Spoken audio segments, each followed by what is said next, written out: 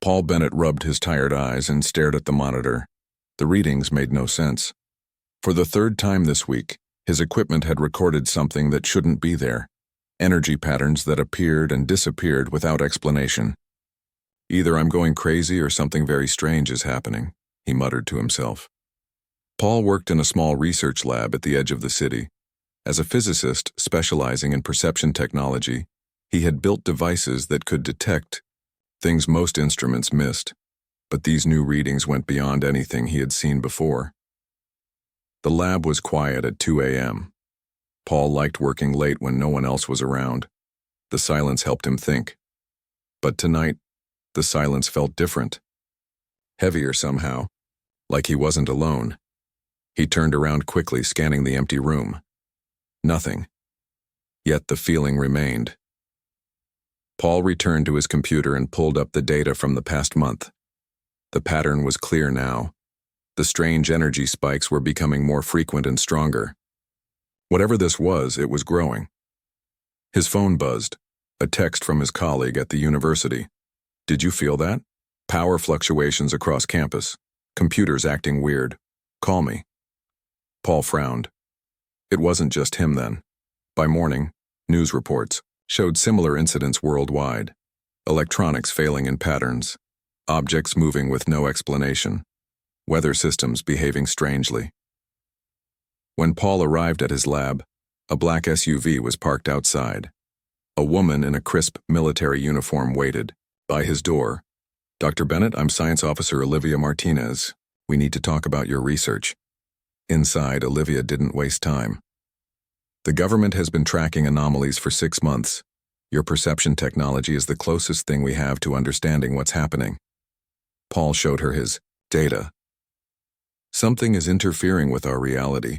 It's like something is here but hiding just outside our ability to perceive it. You're saying it's intelligent? Olivia asked. I'm saying it's deliberate. Look at the patterns. Paul pointed to his screen. These aren't random. They adjust whenever we get close to detecting them. Olivia's phone rang. She stepped away to answer it, her face growing serious. There's been an incident at the Pentagon, she said when she returned. A meeting room temperature dropped 30 degrees in seconds. Recording equipment picked up sounds that weren't there. And one general swears he felt something brush past him. Paul's mind raced. Let me try something. He connected his newest prototype, a device designed to visualize energy fields beyond normal human perception, to the main computer. The screen showed his empty lab, but when Paul adjusted the settings, something changed. A faint outline appeared in the corner of the room. Something tall and thin, almost transparent. What is that? Olivia whispered, leaning closer. Paul's hands trembled as he refined the image. The shape became clearer. Definitely not human. Long limbs, an elongated head, skin that seemed to bend light around it. We're not alone, Paul said quietly. The shape in the corner suddenly moved as if startled. It can tell we're looking at it, Olivia said. The figure darted toward the door with impossible speed. We need to follow it. Paul grabbed his portable detector and ran after Olivia. In the hallway, the device showed nothing. Whatever it was had vanished. I need to call this in, Olivia said, already dialing. General Harmon needs to see this immediately. 3 hours later, Paul's small lab was filled with military personnel. General Frank Harmon, a tall man with gray hair and serious eyes, watched as Paul showed them the recorded footage. You're telling me we have invisible aliens watching us? The general asked. I'm telling you something non-human is here and has technology that keeps us from seeing them, Paul clarified. But my equipment can detect traces of their presence. How long do you think they've been here? Olivia asked. Paul shook his head. No way to know, maybe days, maybe years. General Harmon frowned. And they've been watching us this whole time? Why? Intelligence gathering would be my guess, Paul said. They're studying us. Can you build more of these detectors? The general asked. Yes, but I can improve them first. Now that I know what to look for, I can make them more sensitive. The general nodded. Do it. Officer Martinez will stay with you. Whatever resources you need, you'll get. After the others left, Paul and Olivia worked through the night. By morning, they had created a more powerful detector. This one could scan a wider area. "Let's test it," Paul said, turning it on. The screen lit up immediately. There weren't just one or two of the strange figures. There were dozens, all across the city. "Oh my God," Olivia whispered. "They're everywhere." Paul zoomed in on one figure that appeared to be inside a government building downtown. It moved with purpose, floating through walls, observing humans who had no idea it was there. "They think they're completely invisible to us," Paul said. "That's why they move so freely." As they watched, one of the creatures entered a secure room where important officials were meeting. It hovered near the table, listening to everything. "We need to tell the general," Olivia said, reaching for her phone. "Wait," Paul said. "I want to try something first." He adjusted his equipment, focusing on the alien in the meeting room. Then he activated a new function he'd added, a directed sound wave that only the creature should be able to hear. Paul leaned into the microphone and whispered, "We can see you." On the screen, the effect was immediate. The creature froze. Then, it spun around wildly, looking for the source of the voice. In its panic, it knocked over a cup of coffee on the meeting table. The officials jumped up in surprise as the cup fell over with no apparent cause. "It worked," Paul said with amazement. "They can hear us." The creature fled the room at incredible speed. Within seconds, all the figures on their screen were moving rapidly, converging together.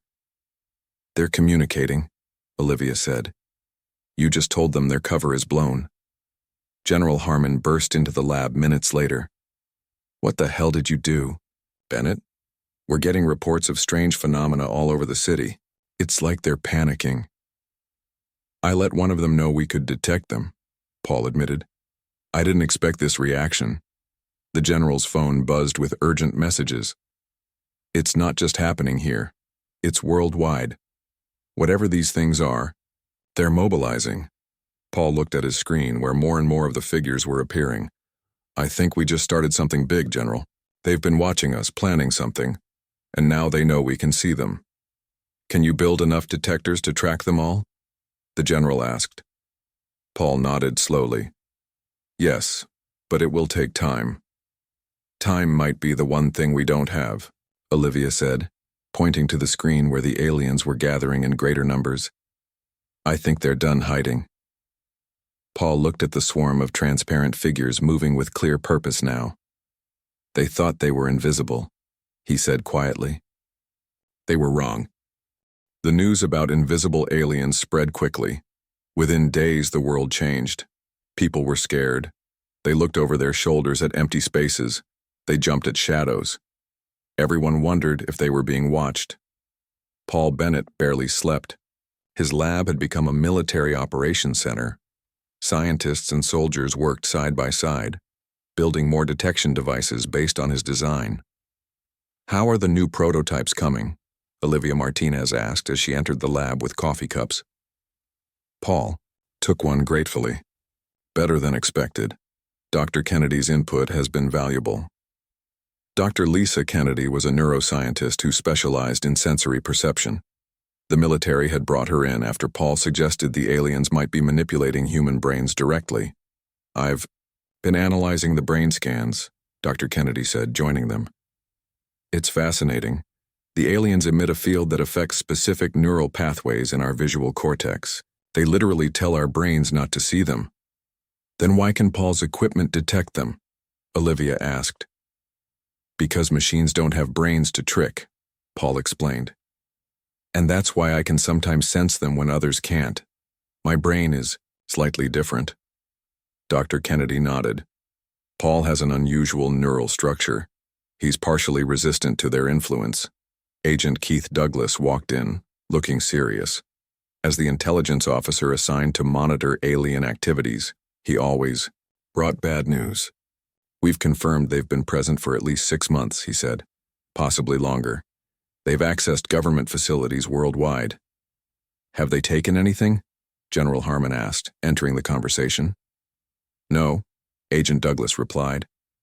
"They appear to be gathering intelligence only, but they've been present during crucial military and government meetings." "They're learning how we think," Paul said, "how we make decisions." which means they're planning something, Olivia concluded. Paul stood up and walked to the large screen showing detected alien positions across the city. We need to understand what they want, and we need a way to fight back, General Harmon added. That afternoon, Captain Stephen Wright arrived with his special response team. They were soldiers selected for their mental resilience and trained to fight enemies they couldn't see. My team is ready, Captain Wright reported. But fighting something invisible isn't easy. Maybe we don't need to fight yet, Paul suggested. Maybe we need to talk first. General Harmon frowned. Talk? To creatures spying on us? They haven't attacked anyone, Paul pointed out. They're observers. Maybe they're just curious. Or maybe they're planning an invasion, Captain Wright countered. The debate was interrupted when all the detection devices suddenly alarmed. The screen showed dozens of aliens converging on the city center. Something's happening, Agent Douglas said. They watched as the aliens gathered around the mayor's office where an important meeting on city security was taking place. They're interested in our defense plans, General Harmon realized. Paul made a quick decision. He grabbed a portable detector and a small device he had been working on. I'm going there. Not alone you're not, Olivia said, grabbing her coat. 20 minutes later, they arrived at City Hall. Their detector showed at least 15 aliens inside the building, with more arriving. What's your plan? Olivia whispered as they approached. Paul showed her the small device in his hand. It's a modified version of the technology that lets us see them. But instead of just detecting them, it disrupts their cloaking field. Temporarily. They entered the building and followed the detector's readings to the meeting room. Outside the doctor, Paul activated his device. For a moment, nothing happened. Then, through the glass panel in the door, they saw something shimmer in the air inside the room. The outline of a tall, thin figure appeared briefly before fading again. It's working, Paul whispered. But not well enough yet. He adjusted the settings and the figure became clearer. It was standing right beside the mayor, listening to everything. Paul opened the door slightly and slipped his device inside. Then he leaned close to the opening and whispered, "We can see you now." The effect was immediate. The alien became fully visible for several seconds, a tall, slender being with grayish skin that seemed to shimmer like oil on water. Its head was elongated with large, dark eyes. Everyone in the room froze. The mayor stopped mid-sentence. Security guards reached for their weapons. Then the alien vanished again, moving so fast it was just a blur on their detector. "What was that?" the mayor demanded, standing up in shock. "Sir, I need you to evacuate the building," Olivia said, showing her credentials.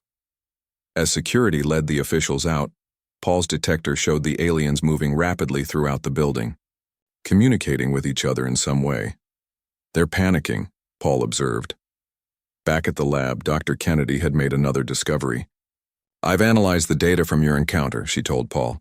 "When you disrupted their cloaking, I detected unusual brainwave patterns from the alien." "What kind of patterns?" Paul asked. "They suggest complex thought processes, but also strong emotional responses, fear specifically. They're afraid of us?" Olivia seemed surprised. "They're afraid of being seen," Paul corrected. "Their whole strategy depends on being invisible."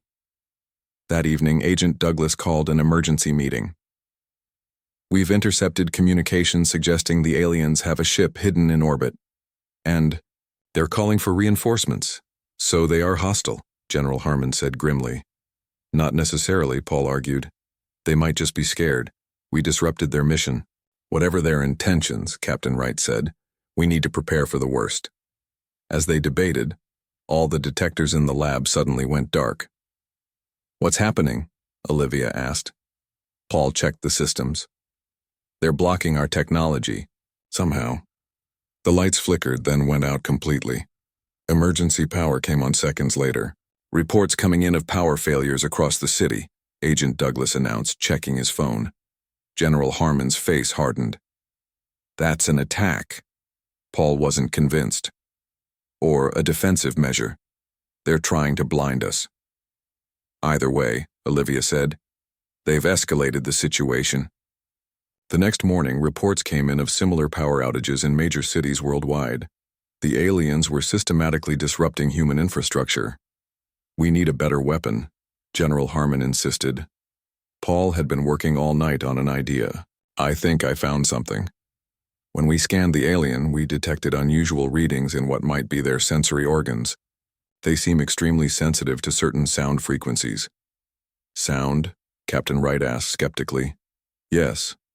Based on their reaction to my whisper, I believe their hearing is highly developed. It might be their primary sense. Paul demonstrated, a device that emitted a high-pitched tone. This frequency might disrupt their ability to maintain their cloaking field. As if on cue, the detector showed a new presence in the lab. An alien had entered, watching them. Paul aimed his device and activated it. The high-pitched sound was barely audible to human ears, but the effect on the alien was dramatic. It became partly visible, its outline shimmering in distress. It works, Olivia said in amazement. The alien fled, moving erratically as if in pain. We have a defense, General Harmon said with satisfaction. But Paul looked troubled. And they'll respond. We just showed them we can hurt them. His prediction proved correct when hours later satellites detected a large object moving toward Earth from beyond the moon. More of them are coming, Olivia said quietly. Paul nodded grimly. And now they know we can see them. The large alien ship entered Earth's orbit silently. It positioned itself over North America, visible only to the new detection systems Paul and his team had created. It's massive, Olivia said, staring at the screen showing the ship's outline, at least 2 miles long. Secretary Nicole Warren arrived at the lab shortly after the ship was detected. As head of the newly formed Extraterrestrial Response Division, she had the authority to coordinate global efforts. The president has declared a state of emergency, she announced. All major cities are experiencing power disruptions, and we've detected groups of aliens entering government buildings worldwide. They're still gathering intelligence, Paul noted, even though they know we can see them. Or they're preparing for something worse, General Harmon countered. Dr. Alan Fisher, a xenobiologist brought in to study the alien technology, joined the conversation. We've been analyzing the data from the captured alien devices. Their technology is biological in nature. It grows and adapts. Like living technology? Olivia asked. Dr. Fisher nodded. Exactly, and it responds to their thoughts. I believe their invisibility is partly technological and partly biological. Paul considered this information. That would explain why certain sounds disrupt their cloaking. Sound waves might interfere with the connection between their bodies and their technology. Major Richard Collins, leader of the Special Forces team, trained to counter the shrouds, entered the room looking grim. We've lost contact with 3 military bases. The aliens have moved from observation to direct interference. General Harmon turned to Paul. We need those sonic weapons now. Paul had been working around the clock with Dr. Kennedy to refine his sound-based device. We've identified 3 frequencies that affect them. One disrupts their cloaking, one seems to cause them pain, and one might interfere with their communication. Can we weaponize all 3? Secretary Warren asked. We already have, Paul replied. The prototypes are ready. Within hours, Major Collins and his team were equipped with the sonic devices. They deployed to a government research facility where aliens had been detected interfering with the computer systems. Paul and Olivia monitored the operation from their lab. The team moved through the facility, using detectors to locate the invisible intruders. Contact, Major Collins reported over the radio. 5 aliens in the main server room. They watched through body cameras as the soldiers activated their sonic weapons. The aliens became partially visible, their slender forms shimmering in the air. They moved erratically, clearly distressed by the sound. It's working, Olivia said with excitement. But then one of the aliens did something unexpected. It touched a device on its arm, and a pulse of energy spread outward. The soldiers' equipment failed instantly. They're adapting, Paul realized. They've found a way to counter our technology. The operation had to be aborted. When the team returned, they brought troubling news. They're not just observing anymore, Major Collins reported. They were downloading massive amounts of data from our systems. Military plans, infrastructure details, everything. That sounds like preparation for an attack, General Harmon said. Secretary Warren nodded grimly. The President has authorized full defensive measures. We need to expand our detection network globally. Paul had been thinking about this problem. I have an idea. If we modify our satellite systems to detect their energy signatures, we could create a global early warning system. How quickly can you implement it? Secretary Warren asked. With enough resources, a few days, Paul replied. You'll have everything you need, she promised. While Paul worked on the satellite modifications, Dr. Kennedy made a breakthrough in understanding the aliens. I've analyzed their brain patterns, she told the team. They communicate telepathically with each other. That's why they can coordinate so effectively. Can we disrupt that too? General Harmon asked. Possibly, Dr. Kennedy said, but there's something else. Their telepathy creates a unified field. They function almost like a hive mind when they're close together. This explained their coordinated actions, but it also suggested a weakness.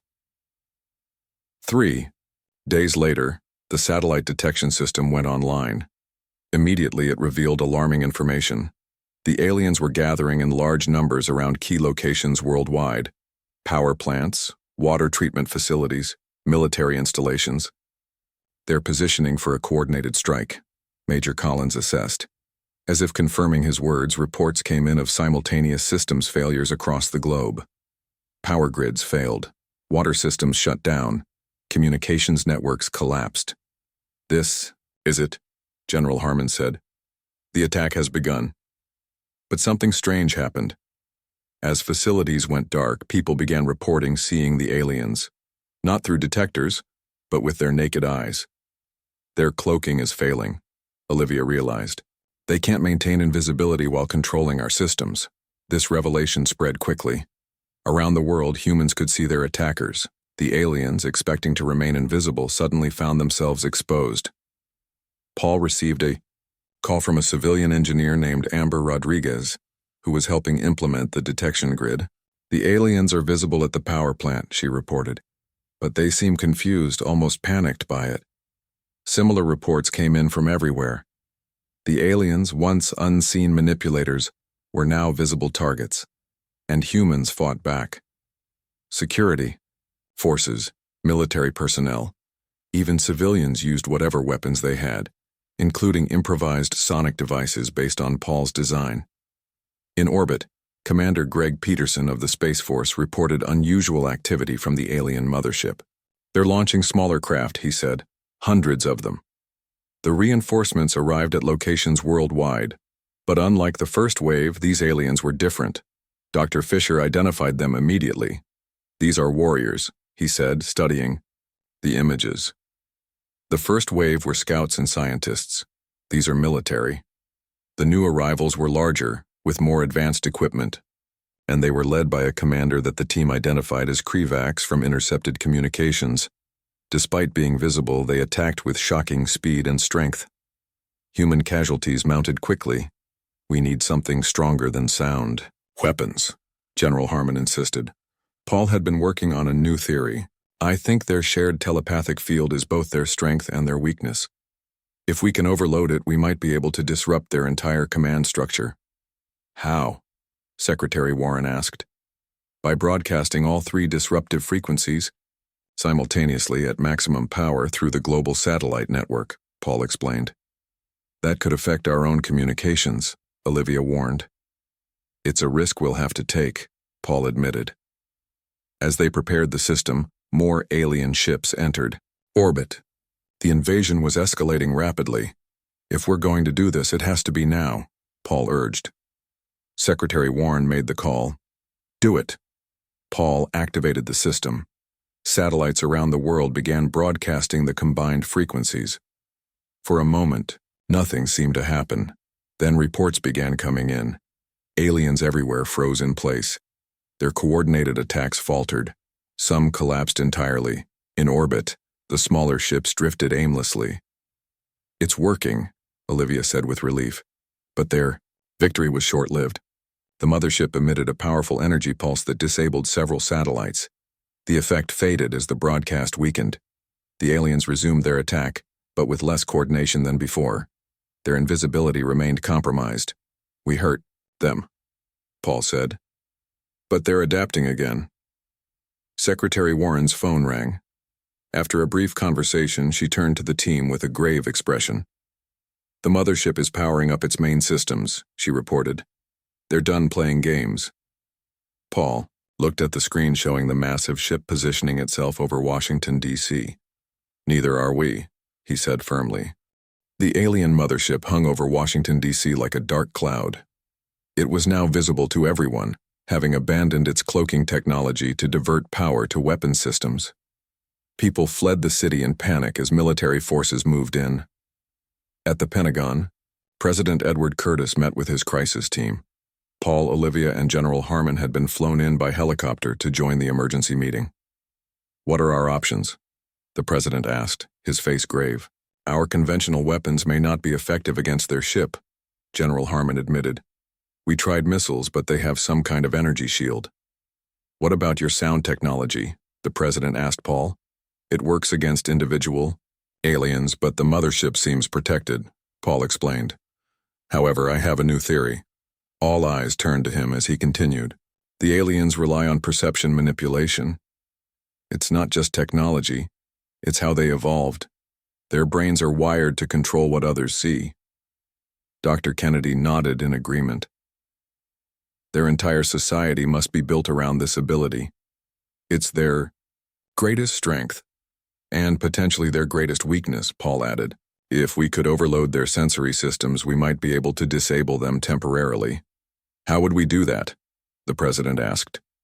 "By reversing their own technology against them," Paul said. "Dr. Fisher has been studying their devices.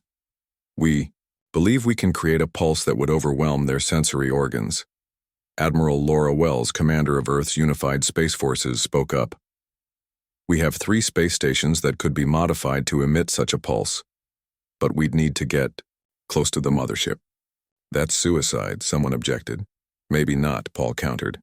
"Their attention is focused on the ground. They don't expect an attack from space." The president considered this for a moment. "How long would it take to prepare?" "Hours, not days," Admiral Wells replied. "But we need a distraction on the ground." Director Joe Ramirez, head of the Civilian Response Network, offered a solution. "We've distributed Paul's detection technology to civilian centers worldwide. If we could coordinate a global activation of all devices simultaneously, it might create enough interference to distract them." The plan was set in motion. While Admiral Wells prepared the space operation, Director Ramirez coordinated with civilian networks worldwide. Paul and Dr. Kennedy worked to modify the pulse technology for maximum effect. Reports continued to come in of alien attacks around the globe. The smaller alien craft had deployed troops in major cities. Though visible now, they fought with advanced weapons that human forces struggled to counter. Dr. Fisher made an important discovery while examining captured alien technology. Their devices are connected to their central command through quantum entanglement. It's how they maintain coordination over vast distances. "Can we use that connection?" Paul asked. "Possibly," Dr. Fisher said. "If we could send our pulse through their own network, it would reach them all simultaneously." This was the breakthrough they needed. As night fell over Washington, the alien mothership began emitting a strange green light. Sensors detected massive energy buildup. "They're preparing something big," General Harmon warned. "We're out of time," the president said. "Launch the operation now." Director Ramirez gave the signal. Around the world, thousands of detection devices activated at once, all broadcasting on frequencies that disrupted alien perception. The effect was immediate. Alien ground forces faltered in their attacks, disoriented by the sudden sensory assault. In space, Admiral Wells reported that 3 space stations had moved into position around the mothership, undetected in the confusion. The pulse generators were ready. "On my mark," she ordered. 3, 2, 1, now! The pulse fired from all 3 stations simultaneously. It struck the mothership's shields and seemed to be absorbed. For a moment, nothing happened. Then, alien communications erupted in chaos. The mothership's green light flickered and dimmed. Smaller craft began drifting aimlessly. "It's working," Admiral Wells reported. "Their systems are failing." But the victory was short-lived. The mothership's shields flared back to life with renewed strength. A massive energy beam shot from its underside, striking one of the space stations and destroying it instantly. "They've adapted again," Paul said with dismay. On screens worldwide, a new figure appeared. It was clearly an alien, but larger and more imposing than the others. Dr. Fisher identified it immediately. "That's their leader. Based on communication patterns, I believe they call it the Supreme Overseer. Its name translates roughly to Vrildax." The alien spoke in a deep, resonant voice that somehow translated directly into human minds. "Humans, your resistance is unexpected but futile. We have studied your kind for longer than you know. Your planet will be ours." The president stepped forward to address the alien leader. "We will defend our home with everything we have." The alien seemed amused. "You cannot fight what you cannot truly see. Even now you perceive only what we allow you to perceive." This statement confused everyone until Dr. Kennedy gasped in realization. "They're still manipulating our perception. What if the mothership isn't where we think it is?" Paul quickly checked his advanced sensors. They showed the mothership was actually positioned several miles from where everyone saw it. "It's an illusion," he confirmed. "They're projecting a false image while the real ship is elsewhere." This explained why their attacks had been ineffective. They had been targeting a phantom. "Can we locate the real ship?" General Harmon asked. "Yes, but our weapons systems rely on visual targeting," Admiral Wells pointed out. "As long as our perception is manipulated, we can't hit what we can't accurately see." Paul thought quickly. "Their mind control works by affecting emotional centers in the brain. But strong emotions might override their control." "What are you suggesting?" Olivia asked. "Fear is their weapon," Paul explained. "But what if we used a different emotion, something they might not understand or expect?" Dr. Kennedy understood immediately. "Like hope or determination." "Exactly," Paul said. "Humans have overcome insurmountable odds throughout history because of those emotions. The aliens might not comprehend that kind of resilience." He turned to Director Ramirez. "Can you broadcast a message to everyone with our detection devices?" "Yes," Ramirez confirmed. "What should it say?" Paul thought for a moment, then spoke clearly. "Tell them to focus on why they're fighting. Not fear of the aliens, but love for what they're protecting. Family, home, humanity itself. Strong emotions might break through the alien mind control." The message went out globally. As people heard it, something remarkable happened. Reports came in of civilians and military personnel suddenly being able to see through the aliens' illusions. The true positions of alien forces became clear. "It's working," Olivia said in amazement. "Human emotion is disrupting their control." The Supreme Overseer Vrildax seemed to sense the change. Its projected image flickered as it lost control of human perception. "Impossible," it communicated. "Your minds are too primitive for this." Paul stepped forward and spoke directly to the alien leader. "You thought you understood humans. You were wrong. We see you now. All of you." For the first time, the aliens seemed truly afraid. The true location of the alien mothership was revealed at last. It hung not over Washington, D.C., but 20 miles to the west, above rural Virginia. Now that humans could see through the deception, military forces quickly redirected their efforts. "All units target these coordinates," General Harmon ordered. Fighter jets and missile batteries adjusted their aim to the actual location of the massive ship. Aboard the alien vessel, Supreme Overseer Vrildax faced a situation no Shroud leader had ever encountered. Their most fundamental advantage, perception, control, was failing against these humans. "Prepare the main weapon," Vrildax commanded its subordinates. "We will end this resistance now." On Earth, sensors detected an enormous power buildup in the mothership. Whatever weapon the aliens were charging, it was far beyond anything humans had faced before. "We have minutes at most," Admiral Wells reported from her command center. "Our weapons aren't penetrating their shields." Paul had been working frantically with Dr. Kennedy and Dr. Fisher on a desperate plan. "Their technology is biological," he reminded the team. It's connected directly to their nervous systems. Which means what? President Curtis asked. Which means it can be overloaded, Paul explained. We need to get inside the mothership and access their central system. That's impossible, General Harmon objected. We can't breach their shields. Maybe we don't have to, Olivia suggested. What if we could trick them into letting us in? The plan came together quickly.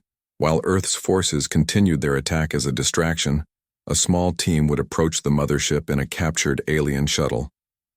With their perception technology partially disabled, the aliens might not detect the deception until it was too late. I need to go, Paul insisted. I understand their technology better than anyone. I'm going too, Olivia said firmly. You'll need backup. Major Collins and a small team of Special Forces soldiers volunteered as well. They boarded the alien craft which Dr. Fisher had studied extensively. Remember, their central nervous system, what you might call their brain, will be at the core of the ship, Dr. Fisher told them before they departed. That's where you need to plant the device. The device was Paul's creation, a modified version of his sonic technology that would overload the biological components of the alien systems. If it worked, it would disrupt their entire network. As they approached the mothership in the stolen shuttle, Paul sent the coded signals Dr. Fisher had identified in alien communications. The massive ship's hangar doors opened, allowing them entry. They think we're returning scouts, Paul whispered as they landed. But that won't last long. They moved quickly through the strange corridors of the alien vessel. The interior was unlike any human structure, more like being inside a living organism than a ship. Walls pulsed with energy. Lights changed in response to movement. This way, Paul said, following readings on his detector. The central chamber should be ahead. They encountered aliens who immediately recognized them as intruders. Major Collins and his team used their sonic weapons to disable them. But their presence was now known. We've got company, Olivia warned as more aliens converged on their position. Major Collins made a quick decision. My team will hold them off. You two get to the central chamber. Paul and Olivia continued deeper into the ship, while the soldiers created a defensive position. The sounds of combat echoed behind them as they finally reached a massive door. This has to be it, Paul said, working to override the alien security systems with the knowledge Dr. Fisher had provided. The door slid open, revealing a vast chamber. In the center floated what appeared to be a massive brain-like structure, pulsing, with energy and connected to countless tendrils that extended throughout the ship. The central nervous system, Paul whispered in awe. Standing before it was Supreme Overseer Vrildax, surrounded by what appeared to be the ruling council of the Shroud species, the Grand Collective. Humans, Vrildax addressed them. Your persistence is remarkable but pointless. We disagree, Paul said, activating his device behind his back. It began emitting its disrupting frequency, too low for humans to hear but clearly affecting the aliens. They winced and shifted uncomfortably. What are you doing? Vrildax demanded, taking a step forward. Understanding you better than you understood us, Paul replied. You evolved to control perception. It made you powerful, but it also made you vulnerable. He increased the power on his device. The central brain structure began to pulse erratically. Throughout the ship, systems flickered. Your technology is an extension of your nervous system, Paul continued, which means when it's overloaded. He didn't need to finish the sentence. The aliens were already feeling the effects. Some collapsed to the floor, overwhelmed by the sensory disruption. Stop this, Vrildax commanded, but with less authority than before. Paul stepped closer to the alien leader. You thought you were invisible. You thought you could observe us, manipulate us, control us without consequences. Olivia moved to the central brain and attached additional sonic devices to key connection points, amplifying the effect throughout the ship. You never considered that humans might perceive things you cannot, Paul continued. We feel emotions you don't understand. We sense connections you can't measure, and most importantly, we see beyond what's visible. The ship began to tremble as its biological systems reacted to the sensory overload. On screens around the chamber, they could see alien vessels worldwide suddenly losing power and control. Vrildax, staggered, clearly in distress. How? How did inferior beings defeat us? Paul moved close to the alien leader and whispered directly into what served as its ear. Because we noticed you watching. And unlike you, we learned from what we saw. He pressed a final button on his device, sending the disruptive frequency directly into the ship's communication network. The effect spread instantly to all connected alien technology across Earth and in orbit. The central brain structure flashed with chaotic energy patterns. Vrildax and the Grand Collective fell to their knees, overwhelmed by the sensory assault.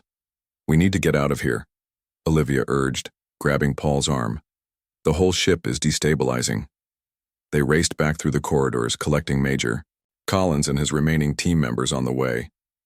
They reached the alien shuttle just as massive tremors shook the mothership. As they flew clear of the massive vessel, they watched it drift aimlessly, all its systems failing.